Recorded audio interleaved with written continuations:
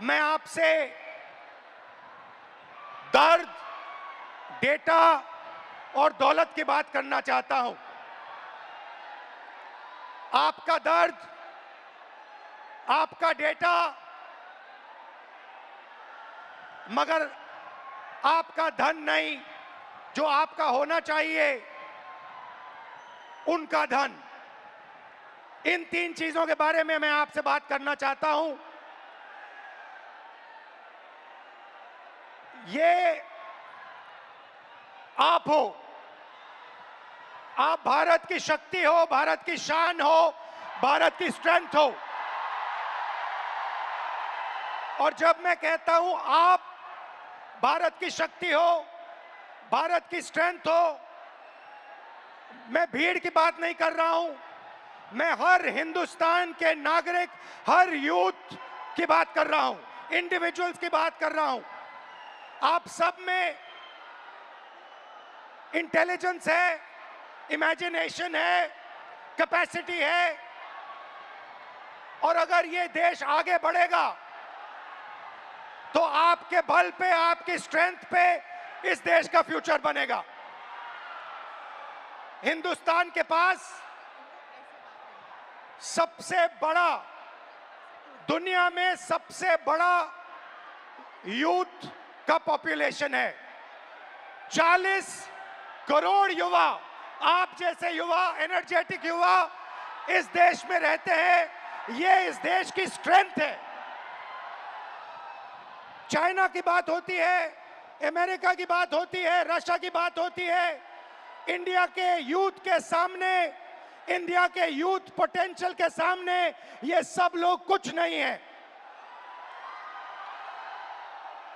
21वीं सदी में एक और चीज हुई है। 21वीं सदी में अगर देश प्रगति करता है तो दो चीजों के बल पे करता है। यूथ पोटेंशियल जो आप में है और डेटा जो आप क्रिएट करते हो। हिंदुस्तान के पास यूथ है और सबसे ज्यादा, दुनिया में सबसे ज्यादा डेटा हिंदुस्तान में है। 1 गीगाबाइट डेटा प्रति भारतीय प्रतिदिन इस्तेमाल करता है। और प्रगति होगी, फ्यूचर होगा तो डेटा और आपके पोटेंशियल पे होगा। युवा plus data is equal to 21st century economy.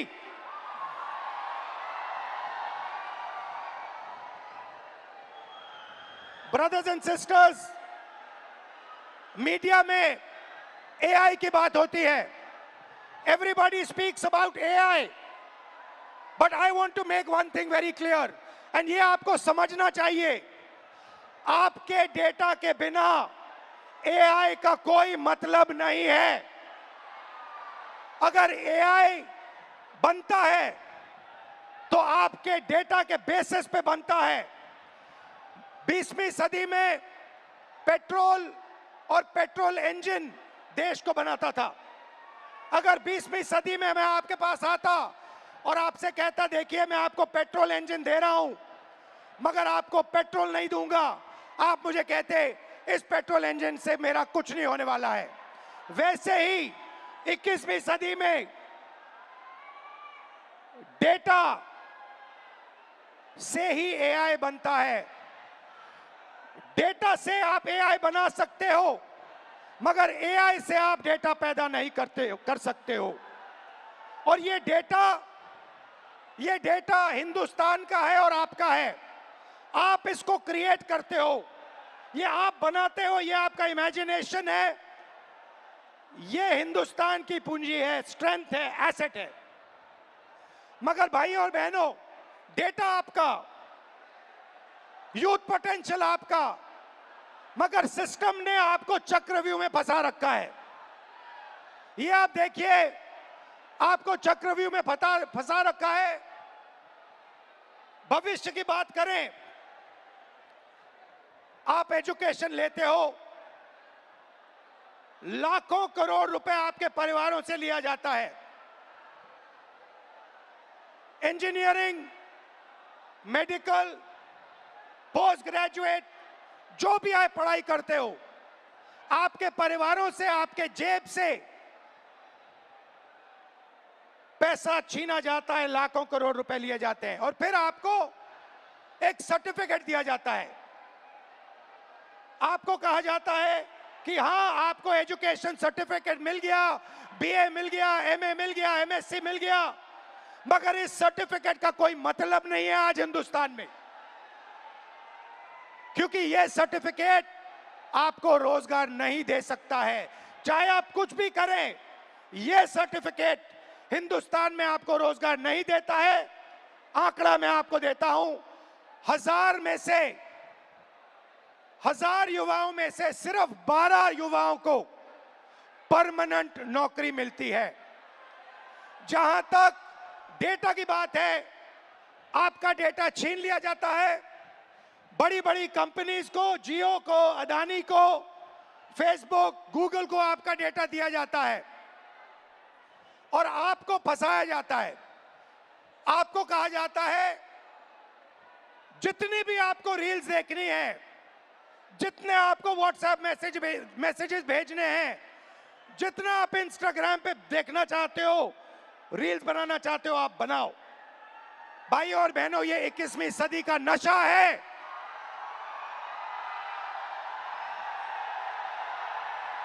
ये 21वीं सदी का नशा है। और फिर आपसे कहा जाता है कि ब्लिंकिट में काम करो, ऊबर में काम करो, मजदूरी करो, 21वीं सदी का नशा लो, मगर तुम्हें नौकरी नहीं मिल सकती, रोजगार नहीं मिल सकता इस हिंदुस्तान में। आइए एक युवा की आवाज सुने। ये जो बोलेंगे, ये आप सबके दिल में है। ये जो सवाल उठा रहे हैं, हिंदुस्तान का हर एक युवा यही सवाल पूछ रहा है, उठा रहा है। होता हम भी सीट खरीद लेते। आज मैं ब्लिंकिट में काम करता हूँ 10 घंटा, उसके बाद मैं पढ़ाई करता हूँ। इंडियन आर्मी का एग्जाम दिया, 1 नंबर से मैं बच गया। सीट खरीदता, मैं ब्लिंकिट में काम नहीं करता। ये कह रहा है कि शिक्षा लेने के लिए मुझे ब्लिंकिट में बंधुआ मजदूर जैसे काम करना पड़ा और उसके बाद, मजदूरी करने के बाद, 21वीं सदी की मजदूरी करने के बाद पेपर लीक होता है और कोई अमीर बच्चा, अमीर परिवार पेपर खरीद के मेरे फ्यूचर को खत्म करता है। आइए, वेलकम। कैसे हैं आप? नाम क्या आपका? मेरा नाम सर अजय राघव है। अविनाश और अजय। हाँ। आइए, अविनाश और अजय दोनों स्टूडेंट्स हैं, इनसे थोड़ा सुनते हैं, इनका एक्सपीरियंस क्या रहा है, बताइए। सर मैं यूपीएसआई एस्पिरेंट हूँ। तो पास पकड़ते हैं। सर मैं यूपीएसआई एस्पिरेंट हूँ और उत्तर प्रदेश में यूपीएसआई की भर्ती 5 साल के बाद आती है। 2020-21 यूपीएसआई की भर्ती 2020-21 में आई थी। इससे पहले तो उसमें व्यापक स्तर पर घोटाला हुआ था। मैं मानता हूं इस चीज को कि वो भारत की एग्जामिनेशन हिस्ट्री का सबसे बड़ा घोटाला था। उसमें सैकड़ों एफआईआर दर्ज हुई, 350 से ज़्यादा फेक एलिमेंट, डमी कैंडिडेट पकड़े गए। हमने सैकड़ों इनको प्रूफ दिए, लेकिन इन्होंने भर्ती को पूरा कर दिया। सर मेरा दरोगा बनना एक सपना था। मैं किसान फैमिली से बिलोंग करता हूं, तो मैंने नई भर्ती की आस में तो फिर से पढ़ना शुरू कर दिया और मुझे पढ़ते पढ़ते 4 साल गुजर गए। सर 2025 में फिर यूपीएसआई की भर्ती आई और ये चीज़ें 2025 में भी देखने के लिए मिली। सर यूपीएसआई के अंदर स्कोर कार्ड तक रिलीज नहीं करते हैं। मैंने परीक्षा दी है, मुझे ये नहीं पता चल पाता है कि मेरे रॉ मार्क्स कितने हैं और मेरे नॉर्मलाइजेशन मार्क्स कितने हैं, क्योंकि अलग अलग शिफ्ट में पेपर होता है। तो ये नॉर्मलाइजेशन का प्रक्रिया अपनाते हैं, ये तक नहीं बताते हैं कि कौन सा नॉर्मलाइजेशन फॉर्मूला इन्होंने यूज किया है। जो यूपीपी आरपीबी जो पुलिस, उत्तर प्रदेश पुलिस एवं प्रोन्नति भर्ती बोर्ड है सर, ये अकाउंटेबिलिटी इसकी फिक्स करने वाला कोई नहीं है। हमने तमाम प्रयास कर लिए, जनता दरबार चला गया, मैं इनके कैबिनेट मंत्रियों को ज्ञापन दे लिए, उल्टा इन्होंने मेरे को पकड़ के जेल में डाल दिया। मेरा गुनाह अपराध सिर्फ इतना था कि मैं इनके जनता दरबार योगी जी से मिलने चला गया। सर ये नॉर्मलाइजेशन का फॉर्मूला नहीं बताते हैं, ये खुद तय करते हैं कि किस अभ्यर्थी के मतलब मार्क्स बढ़ा करके अंदर लेना है और किस अभ्यर्थी को बाहर करना है। ये उत्तर प्रदेश पुलिस का भर्ती बोर्ड तय करता है। इनको क्या दिक्कत है? अगर ये फेयर भर्ती कराते हैं तो इनको नॉर्मलाइजेशन देना चाहिए। सर मैं एक चीज इसमें जोड़ना चाहूंगा कि जो नॉर्मलाइजेशन है ये पेपर लीक से ही बड़ा स्कैम है, क्योंकि इनकी अकाउंटेबिलिटी फिक्स करने वाला नहीं है। ये नॉर्मलाइजेशन फॉर्मूला जारी नहीं करते हैं, ये शिफ्ट वाइज नॉर्मलाइजेशन डेटा नहीं देते हैं, इनको खुली छूट मिली हुई है। मेरा नाम अविनाश है, मैं इन्हीं छात्रों में से कोई एक जरूर हूं। चूंकि मैं ये कह सकता हूं सर कि मैंने अपनी तैयारी 2018 में शिक्षक भर्ती के लिए की थी। 2018 से आज तक मैं उसी की तैयारी कर रहा हूं। क्यों? सरकार के पास जगह खाली है फिर भी वैकेंसियां नहीं दी जा रही हैं। उसके बाद ये होता क्यों है? सर ये सरकार की मानामानी है। इसमें सरकार अगर चाहे बच्चों से कि वैकेंसियां दे, प्रॉपर तरीके से चलती रहे। हम लोग ऐसा नहीं कि क्या कहते हैं एक डिमांड कर रहे हैं। 2018 से लेकर आज तक कई सारे धरना प्रदर्शन, कई सारे ज्ञापन ये दिए हैं। उसके बाद दूसरा मुद्दा ये कि 2022 से ही मैं यूपी पेट की तैयारी यूपी SSS आयोग से करता हूं। यूपी SSS आयोग 2022 से मैं तैयारी कर रहा हूं और उसकी भर्तियां आज भी ऑन रिकॉर्ड में बात कर रहा हूं कि कम से कम 9 से 10 वैकेंसियां आज तक क्लियर नहीं हुई है। और उसमें से बहुत सारी वैकेंसियां जिसके लिए हम लोगों ने लाठी खाई, ज्ञापन दिया, लोगों से जाके मिले कि हमारी दर्द, हमारे दुख को समझा जाए, लेकिन आज तक सरकार के कान में ये बात पहुंची नहीं है। इसमें से बहुत सारे ऐसे हमारे भाई बहन हैं जो उस चीज से पीड़ा में ग्रसित हैं। और बताइए। और सर ये है कि देखिए हमारी कुछ मांगे हैं, आपसे भी है, सरकार से भी है कि ये जो जितनी वैकेंसियां हैं उसका एक प्रॉपर कैलेंडर तैयार कर दें। आप चुनाव कराते हैं 3 महीने में रिजल्ट देते हैं, आप हमारा रिजल्ट 5 साल में नहीं दे पा रहे हैं, पहली चीज। दूसरी चीज, हमारी वैकेंसियों का यूपी SSS स्पेशली कोई स्कोर कार्ड नहीं जारी करता है मेंस का। अगर उनको कुछ भी करना होगा वो रोल नंबर दे देंगे। मतलब अकाउंटेबिलिटी और ट्रांसपेरेंसी होनी चाहिए। जी एग्जैक्टली यही चीज है। आपने लाखों रुपए लगाए होंगे पढ़ाई में। जी सर, 2018 से आज तक। हाँ जी। और आपका एक्सपेक्टेशन था कि इस पैसे से, शिक्षा से आप आगे बढ़ पाओगे। जी सर एग्जैक्टली। अब आपको क्या लग रहा है? अब क्या आपका अब प्लान क्या है? सर अब प्लान ये है कि हम भर्तियों का इंतजार करते हैं, क्या पता अगली पंचवर्षीय भी बीत जाए, इसकी भी कोई श्योरिटी नहीं है। और फिर 3-4 बार एग्जाम करते हो, बीच में पेपर लीक हो जाता है। सर ये इशू तो बहुत सारे हैं। अभी एक यूपी PSC का था, RO का, मैं खुद उसका अभ्यर्थी था। एक बार पेपर हुआ, दोबारा पेपर लीक हो गया था, फिर उसके बाद दोबारा हुआ वो पेपर। लेकिन वो जो हमारा टाइम गया वो हमें कौन देगा? बिल्कुल, जो हमारा टाइम गया, हमारा पैसा। जब आपका पेपर लीक हुआ आपको क्या फीलिंग आई? अंदर क्या लगा आपको, यार ये क्या हुआ, क्या करें, क्या? मतलब ये होता है ना सर, कभी कभी एग्जैक्टली मैं बता रहा हूँ, उस 10 बाई 10 के कमरे में कभी आप बैठ के सोचिए कि अगर हमारा पेपर लीक हो गया, हम किससे बात करें अपनी, किसको अपना मुंह दिखाएं कि यार अब मेरा इस बार नहीं हुआ, पेपर लीक हो गया, मैं किससे जाके कहूँ? और सालों आपने मेहनत की, घंटों आपने मेहनत की और 1 सेकंड में पूरा खत्म हो जाता है। सर एग्जैक्टली यही चीजें होती हैं। और ये जो दुख दर्द है, ये मैं नहीं हूँ, ये इसमें से जितने खड़े हैं सब लाखों करोड़ों युवा हैं सर। आप हिंदुस्तान के शिक्षा के सिस्टम में बिलीव करते हो? सर प्रेजेंट टाइम में तो बिलीव हमारा नहीं है। नहीं है एग्जैक्टली नहीं है। रीजन, अगर आज 2018 से मैं बेरोजगार टहल रहा हूँ, कोई स्किल हमें दे दिए होते 2018-17 में, तो मैं कहीं प्राइवेट, फिर सेकेंडरी, इस प्रयागराज में या इस आसपास के इलाकों में हमें कोई ऐसा इशू नहीं है, ऐसे कोई मतलब रिसोर्सेज नहीं है कि मैं प्राइवेट काम कर सकूं, और काम करूं तो वो डेली वेजेस के हिसाब से बहुत कम हो जाएगा। ये आपका क्या है? ये टैटू क्या है? मेरा नाम है अविनाश। अच्छा, आपका नाम है, ठीक है। Thank you Avinash. और कुछ कहना चाहते हो? सर उत्तर प्रदेश में ये पेपर लीक लगातार चल रहे हैं। जब से माननीय योगी आदित्यनाथ जी सरकार में आए हैं तब से मैं उंगलियों पे गिना सकता हूं सर। 2017 दरोगा भर्ती पेपर लीक, उसके बाद यूपी कांस्टेबल 2018 पेपर लीक, उसके बाद 2020-21 की यूपीएसआई भर्ती पेपर लीक, और 2022 का लेखपाल भर्ती पेपर लीक, और 2023 में आरओ एआरओ वो भी पेपर लीक, 2023 का कांस्टेबल भर्ती पेपर लीक, और ये स्कोर कार्ड नॉर्मलाइजेशन की धांधली वर्तमान में चल रही है। सर, मैं इन्हीं शब्दों के साथ आपका बहुत बहुत धन्यवाद करना चाहता हूं कि आप यूथ की आवाज़ उठा रहे हैं लगातार, और मैं सर आपसे आशा की उम्मीद के साथ देख रहा हूं आप इसी तरह हम यूथों की आवाज़ उठाते रहिए। हम आपके साथ पूरी तरीके से हैं। जितना भी यहाँ पर स्टूडेंट दिख रहा है ये सब आपके साथ है, सिर्फ आपके लिए आया है सर। थैंक यू,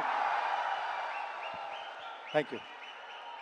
तो आपने सुनी उत्तर प्रदेश के स्टूडेंट्स की आवाज। अब प्रॉब्लम क्या है मैं आपको बताता हूं। प्रॉब्लम है कि आप पढ़ाई करते हो, पैसा डालते हो, मेहनत करते हो, मगर रोजगार के सारे दरवाजे हिंदुस्तान में बंद पड़े हुए हैं। एक दरवाजा खुला नहीं है। दरवाजे कौन से हैं? पहला दरवाजा मैन्युफैक्चरिंग का। आज दुनिया में आपको मेड इन चाइना दिखेगा, मेड इन वियतनाम दिखेगा, मेड इन बांग्लादेश दिखेगा, मगर मेड इन इंडिया नहीं दिखेगा। इसका कारण है नोटबंदी और गलत जीएसटी ने हमारे मैन्युफैक्चरिंग सिस्टम को खत्म कर दिया है। जो छोटे व्यापारी रोजगार दिलवाते थे, जो पहले हिंदुस्तान में होता था, leather industry, textile industry, automobile industry, अलग अलग इंडस्ट्रीज में मैन्युफैक्चरिंग जो होती थी, वो सारा का सारा खत्म हो गया है। पहला दरवाजा बंद। दूसरा दरवाजा एंटरप्रेन्योरशिप का, जिसको स्टार्टअप इंडिया कहा गया। स्टार्टअप इंडिया में सबसे जरूरी चीज आप जैसे स्टूडेंट्स को बैंक लोन, छोटे बिजनेसेस को बैंक लोन, फाइनेंशियल सपोर्ट। भाई और बहनों, हिंदुस्तान के बैंक्स आप जैसे स्टूडेंट्स को 1 रुपया कभी नहीं देंगे। अंबानी अदानी को लाखों करोड़ रुपए देंगे, मगर आपको 1 रुपया नहीं देंगे। 90% स्मॉल और मीडियम इंडस्ट्रीज जो हैं, उनको बैंक लोन नहीं मिलता है। एंटरप्रेन्योरशिप का दरवाजा बंद है। तीसरा दरवाजा, जिसको हम कहते हैं सरकारी नौकरी का, जिसमें आप पेपर लीक का सामना करते हो, उस दरवाजे में भाइयों और बहनों 150 में से एक युवा निकलता है। अगर 150 युवा एग्जाम लेते हैं, सरकारी नौकरी ढूंढते हैं, एक युवा उसमें से निकलता है। पब्लिक सेक्टर, जो पहले 10 साल पहले 14 लाख युवाओं को यह रोजगार देता था, भाइयों और बहनों, पब्लिक सेक्टर को प्राइवेटाइज कर दिया गया है। पब्लिक स्कूल्स बंद कर दिए, पब्लिक अस्पताल बंद कर दिए, नवरत्न उठा के बेच दिए, बीएसएनएल बेच दिया, ऐसी कंपनियां बेच दी, पोर्ट्स, एयरपोर्ट्स, सारा का सारा अदानी जी को पकड़ा दिया। इसीलिए पब्लिक सेक्टर बंद है। और आखिरी होप जो आपका था, corporate jobs, IT, back office, transcription, software, जिसमें पहले हिंदुस्तान के युवाओं को रोजगार मिलता था, वो दरवाजा भी भाइयों और बहनों आपके डेटा का प्रयोग करके एआई से यह भी दरवाजा बंद किया जा रहा है। तो सच्चाई है कि पांचों दरवाजे आपके लिए बंद हैं, और इसीलिए आपको भयंकर दर्द हो रहा है। भाई और बहनों, मैं सिस्टम की बात कर रहा हूं। ये सिस्टम क्या है और ये सिस्टम को कौन चलाता है?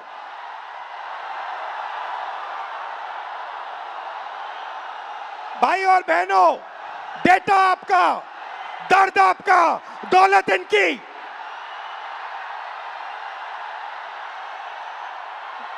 दर्द आपका, डेटा आपका, दौलत इनकी।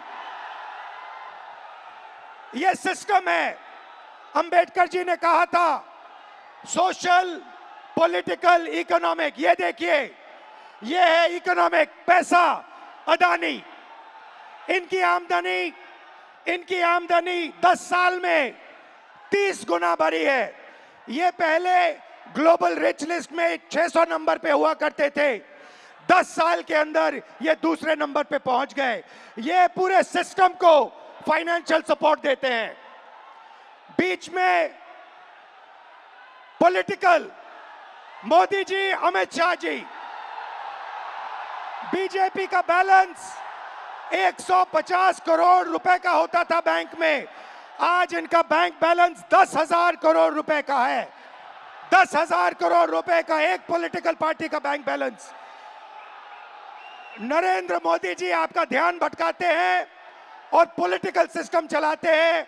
वोट चोरी होती है, वोटर लिस्ट में ब्राजील की औरतें आती है। और तीसरा, आपके सोच पर कंट्रोल, जो इलाहाबाद यूनिवर्सिटी में किया गया है, आरएसएस के वाइस चांसलर्स बैठा के हर संस्था में प्रचारक, ब्यूरोक्रेसी में प्रचारक, फोर्सेस में प्रचारक, मीडिया में प्रचारक, जुडिशरी में प्रचारक, पैरामिलिट्री में प्रचारक, यूनिवर्सिटी कॉलेजेस में प्रचारक। सोच को कंट्रोल करने का तरीका यह है सिस्टम। भाई और बहनों, मोहन भागवत, नरेंद्र मोदी जी, अमित शाह जी और अदानी जी, इस सिस्टम ने रोजगार खत्म किया। इस सिस्टम ने यूनिवर्सिटीज को कैप्चर किया। इस सिस्टम ने आप पर आक्रमण किया है। मगर इस अंधेरे में आप लोगों ने लाइट जला दी। ये देखिए, इस अंधेरे में आपने वो करा जो आपके माता पिता नहीं कर पाए।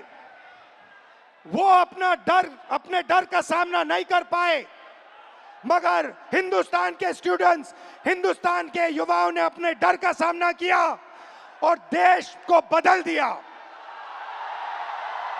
आपने आवाज रखी आपने अपनी आवाज रखी, नफरत के साथ नहीं, मोहब्बत के साथ आपने अपनी आवाज रखी। आइए हम आपकी आवाज सुने। नमस्कार, आपका नाम? नमस्कार। और मैं पटना यूनिवर्सिटी से हूँ। नमस्कार। आप? मेरा नाम हिमांशु कुमार हुआ। हिमांशु जी जी जी। शिफत फैज, इलाहाबाद यूनिवर्सिटी LLB। नमस्कार सर, मेरा नाम कुणाल पांडे, मैं इलाहाबाद विश्वविद्यालय से। शाबाश, वेलकम आप सबका। मैं आपसे आज, अभी मैंने कहा कि अंधेरे में आप लोगों ने लाइट दिखा दी, अंधेरे में आप लोगों ने टॉर्च दिखा दी, और आपने प्यार से किया, मोहब्बत से किया, नफरत से नहीं किया, क्रोध से नहीं किया, हिंसा से नहीं किया। तो ये पूरी भीड़ आपका एक्सपीरियंस सुनना चाहती है।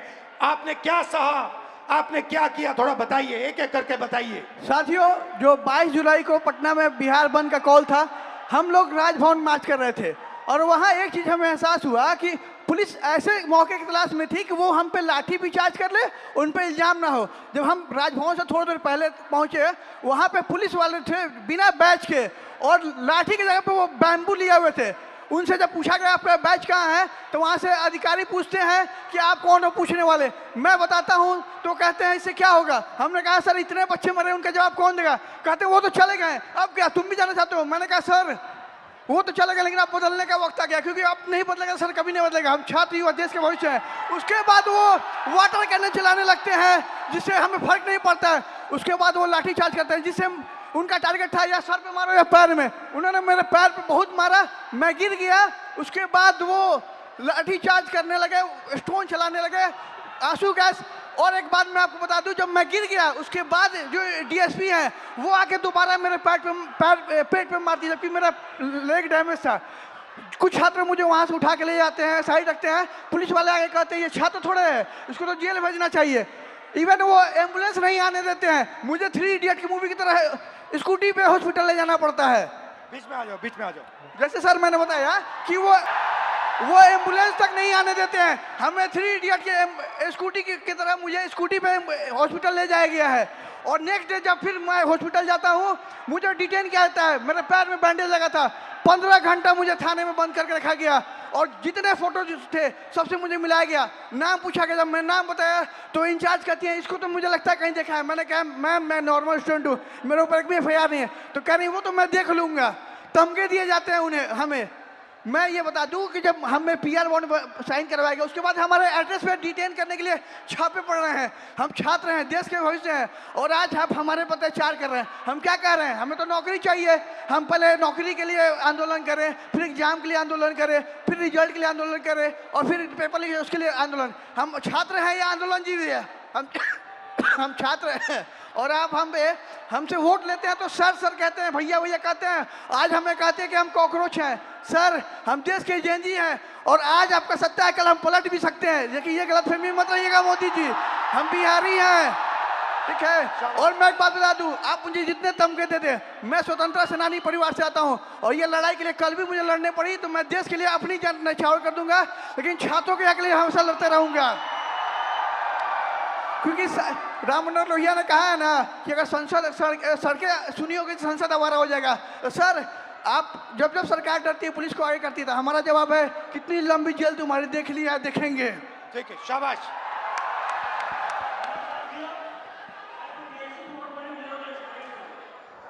सर मैं मतलब कि मैं बीएड हमारी मम्मी करवाई थी जमीन बेचकर।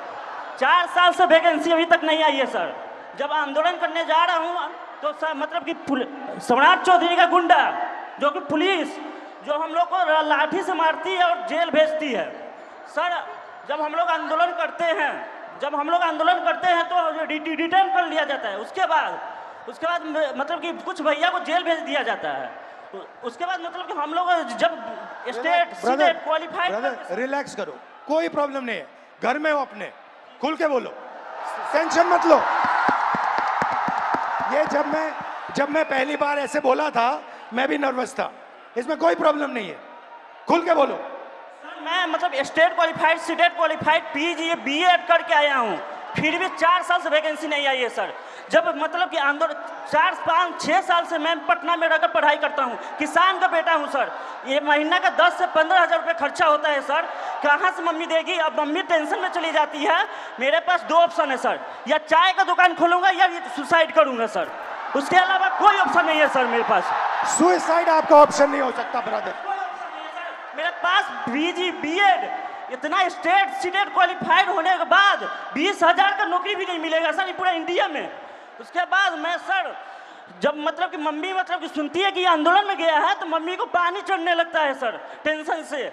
उसके बाद सर मतलब हमारे एक मंत्री हैं बिहार के, अशोक चौधरी नाम है सर, वो 56 साल के होकर वो प्रोफेसर बने हैं सर, जो कि नीतीश कुमार के राइट हैंड है सर। वो कैसे बन गए सर? बिना बिठाओ तो इंटरव्यू का कैसे बने सर? एक सीट खा गया सर ये मतलब युवा का। अच्छा आपके फैमिली ने कर्ज लिया?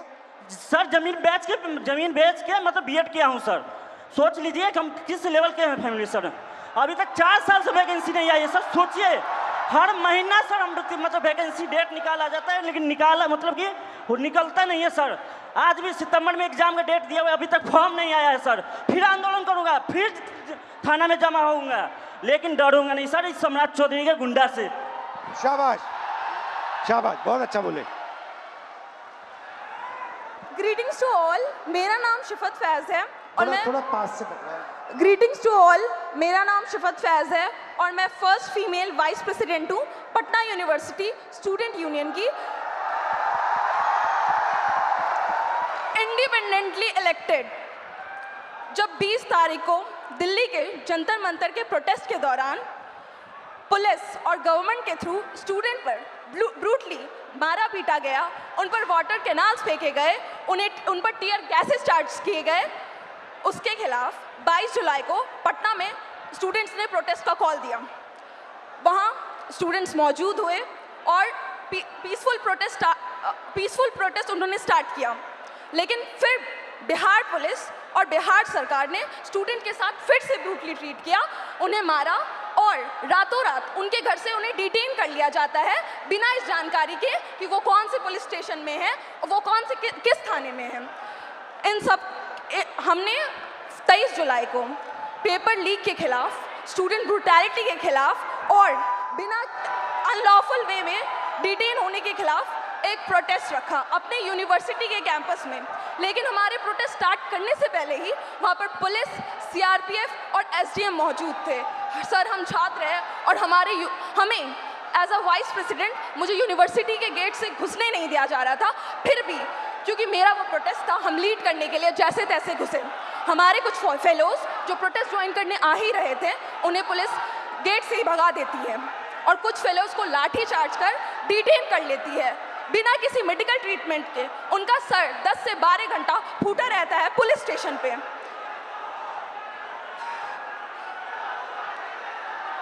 लेकिन Don't worry, relax.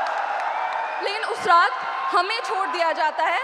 लेकिन अगले सुबह से बिहार की सड़कों पे जो स्टूडेंट प्रोटेस्ट नहीं भी कर रहे थे, उन्हें उठा लिया जाता है लाइब्रेरी से, उनके घर से, बिना किसी पुलिस वारंट को। और 25 जुलाई को शिवान में एक 47 फायर किया जाता है, उसमें एक स्टूडेंट की मौत हो जाती है और एक स्टूडेंट हॉस्पिटलाइज रहता है।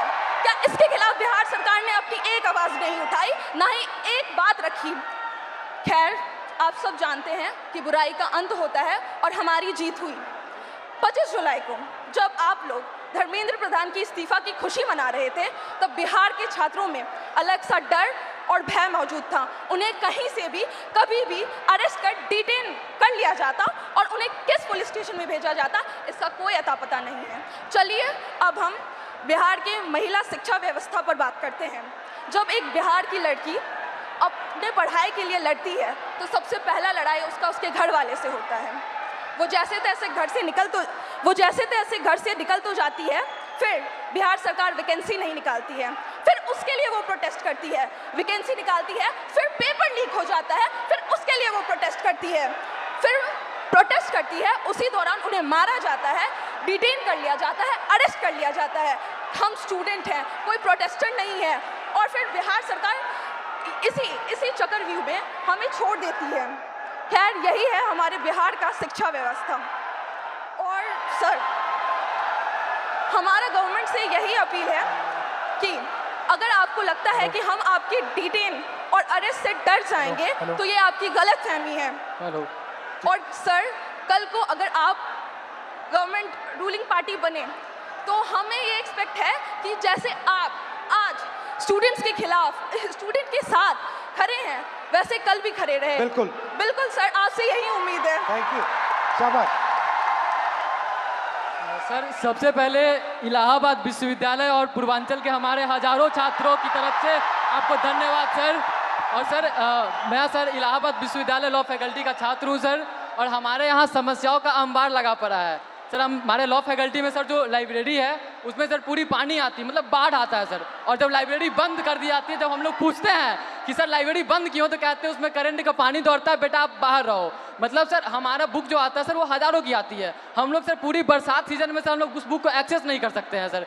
और हमारे साथी जो सर प्रोटेस्ट पे बैठे हुए पिछले 1 महीने से सर, तो उन्होंने जब उनकी सर बहुत बेसिक मांगे है सर, जो एक ह्यूमन के लिए सर जो चाहिए सर, उनको सर प्रॉपर सैनिटेशन के लिए सर जो प्रॉपर वॉशरूम साफ पानी चाहिए छात्र संघ के लिए, और उन्होंने 400% सर फीस वृद्धि किया है सर। यहाँ हमारे पूर्वांचल के हजारों साथी हैं सर, उनसे पूछिए, उनके बिल्कुल सर 400% सर इका बैग, उनसे पूछिए सर। हमारे घर के सर जो मैक्सिमम इनकम होती है सर 70% से ज़्यादा लोगों के पास वो 8,000 रुपये है सर। और हमारे जो हॉस्टल की फैसिलिटीज़ और फीस है सर वो 30-30 हज़ार रुपये कर दी गई है, पूरे देश भर में सबसे महंगी सर, सबसे महंगी। इवन उनको जो हमारे जो संघ के आका ऊपर के बैठे हुए सर, उनका कार्यक्रम विश्वविद्यालय में होगा, लेकिन हम बच्चे अगर जा करके कहें कि मैम, या फिर हमारे जो DSW सर है उनसे कहें कि हमारा डिबेटिंग सोसाइटी है, कुछ कल्चर है, आप एक प्रोग्राम करवा दो, तो हमको सर 15-20 ज्ञापन देने पड़ते हैं। उसके बाद भी हमें मिलते हैं सिर्फ ताने कि तुम लोग मतलब कुछ नहीं करो। पानी के लिए सर जब हम लोग DSW कार्यालय गए, उनसे कहें कि सर वाटर कूलर में कीड़े आते हैं, तो वो कह रहे हैं कि विश्वविद्यालय पानी पीने की जगह नहीं है, आप घर से पानी लेकर के आओ, यहाँ पे पानी नहीं पिया जाता है, आपको जो भी करना है बाहर करो। सर 24 घंटे हम लोग क्या है कि लाइब्रेरी को आप 24 घंटे ओपन करो, हम लोग पढ़े, तो वो कह रहे हैं कि 8 घंटे करते हैं, उसको किए, फिर उसके बाद वो कह रहे हैं कि 24 घंटे लेके पढ़ कर क्या करोगे, कौन सा कलेक्टर बनना है तुमको, आप बताइए सर।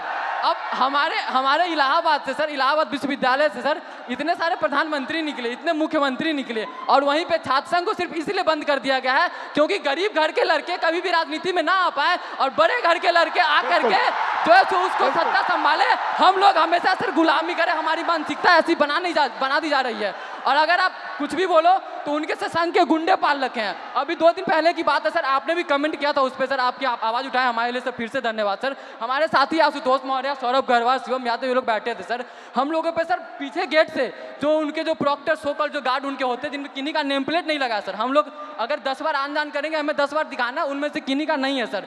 वो पीछे वाले गेट से सर कम 60 से अंदर लड़के भेजे और उसके बाद वो आए और बर्बरता से हमसे झगड़ा हुआ सर, हम लोगों से सर, मतलब उनकी हाथापाई, मतलब हम लोग बैठे थे, हमारा सारा सामान छीन लिया गया, हम लोग को भगा दिया गया, हम लोग को मजबूरन सर वहाँ पे पीछे पुलिस भी खड़ी थी सर, हमारे यूनिवर्सिटी की थाना है सर, 2 पुलिस वाले पीछे खड़े हैं और वो 2 लोग थे सर। और दिन जब हम लोग रहते हैं तो वहाँ पे सर 3-3 गाड़ियाँ आकर के लगती हैं, ऐसे लगता है कि हम लोग कोई आतंकवादी बैठे हैं, अंदर जा करके क्या ही कर लेगा ये लोग।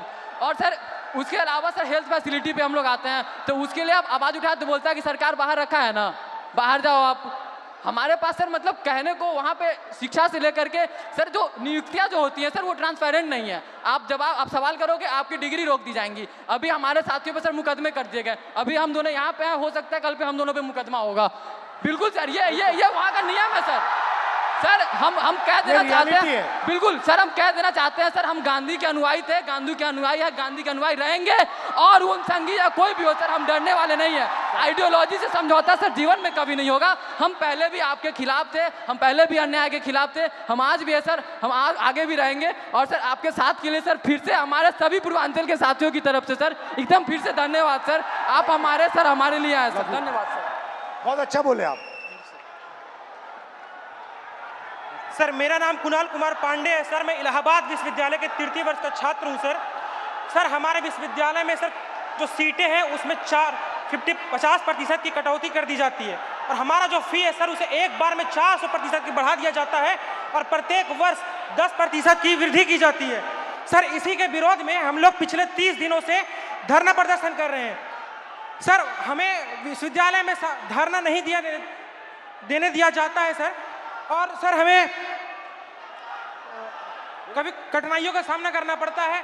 और सर हमारे जो VC मैम है सर, वो जो छात्र धरना प्रदर्शन करते हैं सर उन पर FIR कर देती है। हमारे 5 साथियों पर FIR कर दिया गया है और उन्हें विश्वविद्यालय के अंदर प्रवेश मना कर दिया गया है सर। हम इससे बहुत पीड़ित हैं सर। इलाहाबाद विश्वविद्यालय के सभी छात्र बहुत उम्मीद से आपके पास आए हैं सर। मुझे पता है मैं यहाँ से जाऊंगा, कल मेरा भी निलंबन हो जाएगा, मेरे पर भी FIR हो जाएगा, लेकिन मैं अपने VC मैम से कहना चाहूंगा, मैम मैं इलाहाबाद विश्वविद्यालय का छात्र हूँ, ना मैं निलंबन से डरता हूँ, ना मैं AK-47 से डरता हूँ। जो मेरा हक है, जो मेरा अधिकार है, मैं वो लेकर रहूंगा और जब तक हमारी मांगे पूरी नहीं होती हम इस धरने से नहीं उठेंगे। शाबाश, धन्यवाद sir. Very good, thank you, thank you.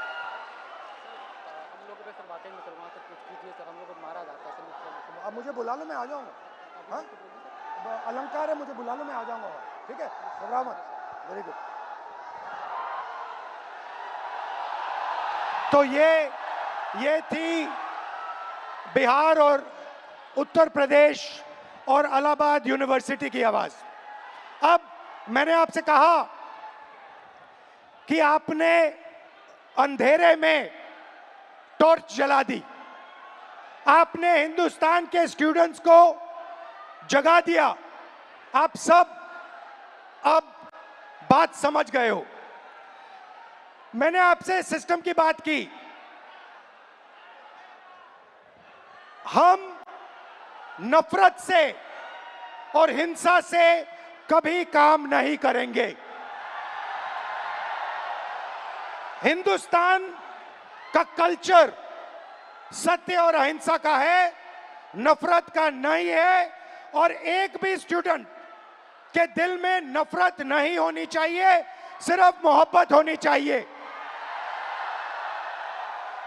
मैंने आपको पिछली स्लाइड में मोदी जी की फोटो दिखाई, अमित शाह जी की फोटो दिखाई, अदानी जी की दिखाई, मोहन भगवत की दिखाई, मगर नफरत नहीं करनी है, सिस्टम बदलना है। प्यार से, मोहब्बत से, नफरत से नहीं। सिस्टम को खत्म, टाटा बाय बाय करना है। आप सबका दिल से बहुत बहुत धन्यवाद, इस रिस्पांस के लिए धन्यवाद। और जो आप प्रोटेस्ट कर रहे हैं, जो आप अपने हक की लड़ाई लड़ रहे हैं, उसको आप करिए, मैं आपके साथ उसमें खड़ा हूं, खड़ा रहूंगा। है जैसे सर ने कहा, खत्म tata bye bye bye. Bye, खत्म टाटा बाय बाय। और बदलाव तो आ रहा है सर, और आएगा भी। आज क्या है, हम सब यहाँ एकत्रित हुए हैं, एक जेंजी मोमेंट हम आपके साथ क्रिएट कर लें, बताइए, है ना? हाँ। क्या है, जेंजी में सेल्फीज बड़ी कॉमन है। चलिए, फोन है, ये हमारा फोन तैयार है सर, हम सब तैयार है सर के साथ सेल्फी के लिए।